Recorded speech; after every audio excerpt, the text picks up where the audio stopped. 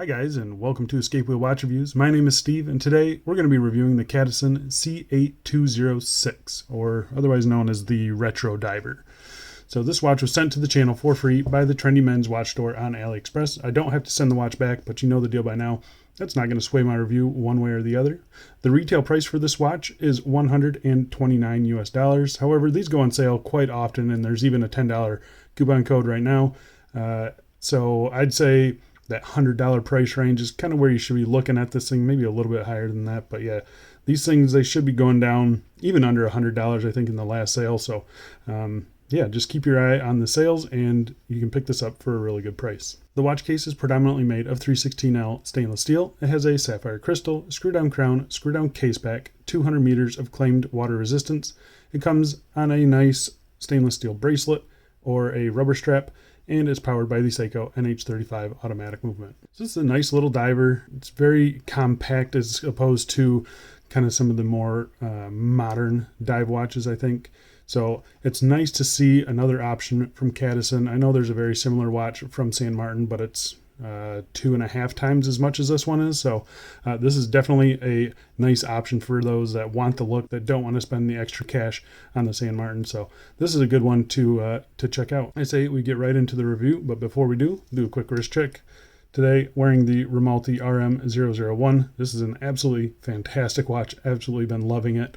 Go check out my review for that, but let's get to the review for this. Okay, so first things first, we'll start with the dimensions. So the bezel diameter is 38 millimeters, about 37 at the case, thickness of 12.7. We got 20 millimeter lug width. Bracelet tapers down to 18, 20 millimeters at the clasp. Lug tip to lug tip is 45.1. The bracelet end links protrude ever so slightly, so you get an overall length of 46.1, and sized up for my 7.5 inch wrist, it weighs 152 grams. So it is a kind of a surprisingly heavy and solid feeling watch. I think the bracelet definitely helps that out. It's 18 millimeters instead of 16 millimeters down at the clasp, so it's a little bit chunky, a little bit bottom heavy maybe. It's got a big chunky clasp as well, but it does wear pretty good because it's got such a short lug to lug, female end links. It wears pretty good. It's got a thin mid case, as you can see there, slight turn down to the lugs there, and it does wear pretty good. So I'm going to go outside right now and throw it on my wrist for you. Here we are on my 7.5 inch wrist, and as you can see, it wears really good. Very much like the size of this thing. Sits pretty good on the wrist. It's a little flat, but not too bad. You got very little taper on the bracelet, which we'll talk about in a little bit. Big chunky clasp. It kind of feels a little bottom heavy, I guess, because of that chunky clasp. That's really my only complaint with how this thing wears. Just a little bottom heavy, but I do think it looks pretty good for the most part. What do you guys think? I like the matte bezel. You got no anti-reflective coating on the crystal, so you're getting lots of reflections on the crystal, but for the most part it is pretty legible. Here you can see also the mismatching color of the hand and indices. A little bit of a letdown there, but it's not terrible, I guess, but just something to keep in mind. So here we are out in some direct sunlight. Here you can see a little bit hard to read, but not terribly bad, I don't think. It's a matte dial with a matte bezel, so it's not really super reflective or anything like that. But yeah, I do think it looks pretty good. What do you guys think? I'm going to go throw this on some straps, and we'll get back to the review. Here we are on a vintage leather strap from Strapsco. I'll be leaving the link for this down below. Really nice strap, and I think it looks really cool on this watch. What do you guys think? Yeah, that looks nice. Here we are on a black Tropic strap. This is again from Strapsco. I think it looks alright, the black and blue. Never been my favorite, but yeah, this one kind of does pull it off just because it got the vintage look with the vintage strap, and yeah, looks okay. We are on a dark blue Perlon strap. I think that actually looks really good. One layer underneath the watch, as you can see there. Still sits really nice. And this blue just matches almost perfectly. I think it actually looks really good. What do you guys think? Got one last strap, so let's go put it on it. And here we are on a 2-layer nylon strap. Looks alright still, sits up a little bit high, but not too bad, I don't think. I do like the look of it from my from head on. It's gray, in the blue. I think it looks pretty good. Not my favorite, but yeah, this is mostly what I've been wearing it on though. All right, let's go back inside and let's get back to the review. All right, so let's talk about the case finishing. So case finishing is done really nicely, actually. I'm pretty surprised by this. It's got a vertical brushing on the tops of the lugs, as you can see there. Really nicely done, nice and linear, very nice. You got a horizontal brushing along the side of the case, again, as you can see, and that's all separated by this polished chamfer that runs the length of the case from one lug tip all the way up underneath that bezel edge there, and then back down to the other side. Really nicely done, very nicely executed, I think. Even getting up real close to it, you can see it's pretty darn smooth. Nice sharp transitions as well. So I am pretty happy with the case finishing on this thing. On this side here, you've got a polished signed crown, and then flipping it over to the case back, you've got a very simple case back there. You can see circular brushing on the outside, vertical brushing in the middle. Got your spec sheet around the outside there. Yeah, pretty nicely done. You can see the bottom of the case itself, circular brushing, and then all these edges here, they're pretty soft, pretty nicely toned down, not very sharp at all. Very comfortable watch to wear, in my opinion. I've got no issues with the comfort of this case and how it's looked. I think it's finished really nicely, pretty competitive with the St. Martin. It's just a different type of brushing. It's a little bit more fine and satinized on this, and a little bit more coarse on the St. Martin. That's all personal preference, what you prefer. I do think it looks pretty good though. Let's talk about the bezel on this thing. So the bezel, it's interesting. I've heard a lot of people say that the bezel is loose. Mine is actually pretty good. So first things first, you can see that it is misaligned. You got one click there or one click there. Yeah, it's not the best alignment. But as you can see, there's no back play. It's kind of one of those spring bezels where it will bounce right back into place. So it is a pretty solid bezel, I think. 90 clicks, unidirectional.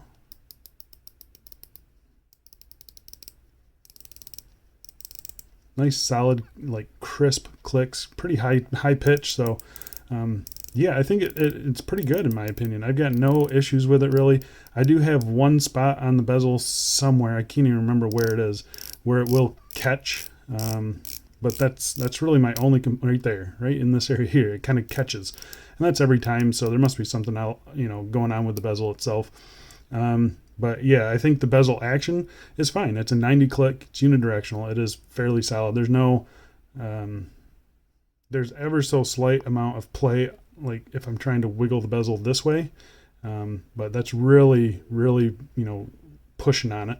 Not something that I would normally do. And then up and down, there's no play. It's so pretty solid bezel. So when I saw people complaining about the bezel action, I was a little surprised. I mean, 90 click, I'd rather have 120, sure.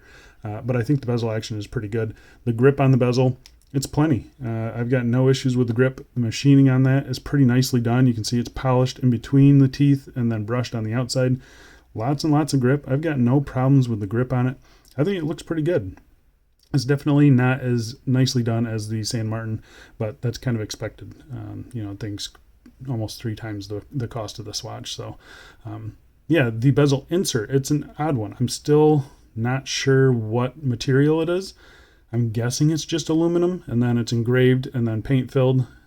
Everything is done to a pretty good standard. It's not perfect. Again, I think you can see right there on the 20, it's a little rough, but overall it's pretty nicely done. That 30, it's got a little paint smudging around the outside and creasing, but it's stuff that you really don't notice unless you get really, really close to it.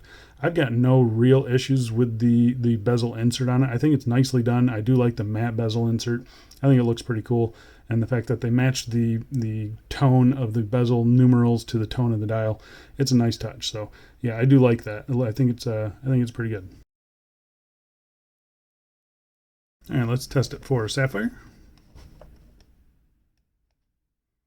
You can see there, sapphire crystal. And it is just a dead flat piece of sapphire crystal. There's a very tiny chamfer around the outside, but other than that, it is just super flat. No anti-reflective coating that I can see. It's fine. It's about what I expected on a watch like this. Nothing special, but not anything terrible either. So yeah, pretty happy with the crystal on it. All right, let's talk about the dial on this thing. So dial on this one, It is a matte blue dial, as you can see there. There's no texture or anything like that to it. You've got a printed minute track around the outside in gold. You've got gold applied indices, pretty nicely done, really well aligned. I think the indices are a little small, at least the circular ones I think are just a little bit too small. My big issue with the dial is the mismatch of lume color. So you can see the dial, it's nice creamy color, and then on the hands it's a lot more yellow. It definitely is noticeable. Yeah, it's just one of those things that just kind of bothers me more than it probably should. But otherwise, I think it's nicely done. The handset is nice, gold handset, Mercedes, really nicely sized, reaching right out to the minute track on that seconds hand, minute hand, same thing. And I think the handset is done really nice. You get the Cadisen branding there. It looks really good. If the I is in the middle of the Cadisen text, you can see it is a little bit off center, but I'm not really sure if the logo is centered that way or not. I don't think it is, so maybe that's just my OCD. And then down at the 6 o'clock, you've got the 200 meters, 660 feet automatic, printed nicely. I've got no issues with the printing on this. I think it's nice. Another complaint, I guess, is the rehout on this thing. If you aren't familiar with the rehout, it is the space between the glass and the dial. It's polished on this. An odd decision. I've seen it on a few watches in the past. It always kind of throws me off. This should definitely be brushed. It's actually polished to a pretty good standard, I'd say. But yeah, it's just an odd decision. I'm not sure why they did that. But yeah, it's just an odd one. The lume on this thing, I'm going to pop up a lume shot right now.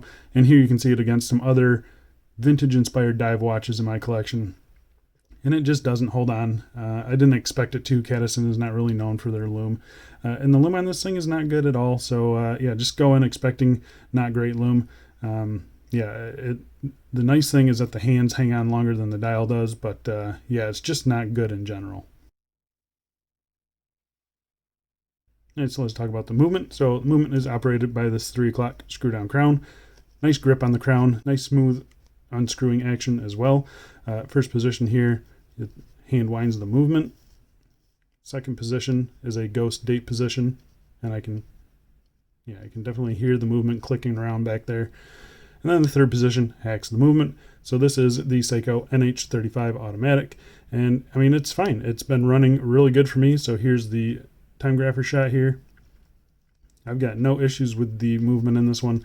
21,600 beats per hour. It hacks, it hand winds, 40 hours power reserve. I've got no real issues with it. I've been very happy with the movement in this watch. I've been very happy with the movement in other watches. I like it. The screw in, screw out action of that crown, really nice and buttery smooth, nice pickup. It just grabs immediately. No fussing really. Very solid action with that crown. Very happy with it overall. Very happy with this movement. All right, so let's talk about the bracelet in this thing. So the bracelet, it's an odd one. I really fully expected this to be tapering down to 16 millimeters, but it is 20 millimeters down to 18 millimeters. Pretty nicely finished though. You can see the brushing on the tops of the links. Really nice brushing on the tops. Very happy with that. You can see it's got polished outers and it's got those faux rivets. Again, pretty nicely done. You do have to have 2 screwdrivers to get these links out. It's a pain in the butt. But you do it one time and then it's set. Yeah, so it's not a big deal for me, in my opinion. I did have some troubles with it, but I had troubles with my San Martin too. So yeah, it's just the nature of these rivets. It's got 2 bars that kind of go into each other, and yeah, it's just kind of a pain. The end links here, pretty nice fitment. I've got no issues with the end link fitment in it. It even follows the curvature of the case nicely. My only real issue with the end links is that they kind of protrude out, and you can actually see the spring bar holes there. Not sure what's going on with that, but yeah, it's like that on all sides, on both sides. I mean, it's just odd. That's one thing that they could definitely clean up a little bit. Otherwise, though, I think it's pretty nicely done. They are female end links. They are solid end links there. You got solid links on this 3-link bracelet. You might think that it's a 5-link, but it is definitely just a 3-link bracelet. These polished pieces on the outside, they're separate little pieces, but I think they blend in pretty nicely and look like separate pieces. So yeah, pretty happy with the bracelet. It's been very comfortable for me, very fluid, as you can see there. I've got no major issues with the bracelet. The clasp on this thing, it's very big, very chunky, very heavy. It is nicely finished. Again, you've got the Cadisen branding here, brushed on the top, polished on the sides. No, I mean, these edges are a little bit sharp, but they're not like Pagani design sharp. So yeah, I've got no issues with the flip lock. That works pretty nicely every single time. You've got milled inners here, polishing on the inners, not very nicely done, but it's kind of what you expect at this price point.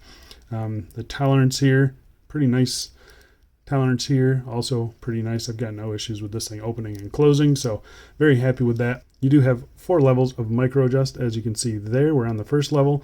However, you can't use them. The rivets on the bracelet, they hit the outer shell of the clasp and they won't go in. So as you can see right there, I'm trying to push it in there, so it just won't go in. So you are stuck on this outer level. Thankfully for me, I had to remove 3 links and it fit my 7.5 inch wrist perfectly, but you're probably not going to be as lucky. I know they are trying to work on that, bringing out a version 2, and they've also said that they will send a new last link to anyone who's purchased this thing in the past that needs that extra micro adjust. So just keep that in mind. Hopefully they'll get that sorted out quickly, but otherwise I think the bracelet's pretty good. You've got just a good amount of flex in it. It's not jangly or anything like that on wrist. It looks good, it's comfortable. I've got no major complaints with it other than those micro adjusts. That's kind of a fail. Other than that though, yeah, it is pretty nice. I wish they would kind of tone that down to 16 millimeters and put a slightly smaller clasp on this thing, just because it does feel maybe a little bit bottom heavy, but otherwise it is pretty good. So there you go, guys. That is the Cadisen C8206. It is a new retro dive watch. Nice size, 38, just under 38 millimeters in diameter. Really short lug to lug. Decent bracelet, good finishing, poor lume. Really, there's not much negative on this watch. I think it's pretty good. Would I pay double the price for the St. Martin? Yes, I've already done it, but that's me. If it was anybody else, this is a really good option. It does come in some cool colors as well. So, yeah, what do you guys think of this watch? I think they did it fairly well, executed it good enough. And yeah, there's not too many major negatives on this watch, and it's pretty cool. I do like it. I think that's about it though. Thanks a lot for watching, guys, and I'll see you in the next one. See ya.